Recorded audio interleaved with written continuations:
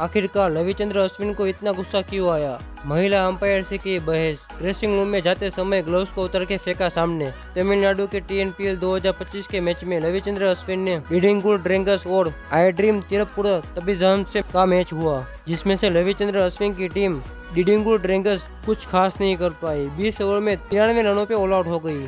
लेकिन उस मैच में रविचंद्र अश्विन का गुस्सा काफी वायरल हुआ। उस मैच में रविचंद्र अश्विन की टीम को 2 बॉल वाइड मिली थी, फिर भी अंपायर ने वाइड नहीं दिया, जिसके चलते रविचंद्रन अश्विन की टीम ने दोनों रिव्यू गवा दिए। अभी साई किशोर के बॉल पे रविचंद्रन अश्विन LBW आउट हो जाते हैं, लेकिन आउट पिचिंग नहीं था, फिर भी अंपायर ने आउट दिया। इसी बात पे गुस्सा होकर रविचंद्रन अश्विन ने महिला अंपायर से की बहस और ड्रेसिंग रूम में जाते समय ग्लव्स को उतर के फेंका सामने। अश्विन की ऐसी हरकत के चलते उसे जुर्माना भी देना पड़ा। जैसे आपका रविचंद्रन अश्विन की ऐसी हरकत के बारे में क्या कहना है, हमें कमेंट करके जरूर बताएं। अगर आपको वीडियो अच्छी लगी हो तो वीडियो को लाइक कर दें और चैनल को सब्सक्राइब कर दें।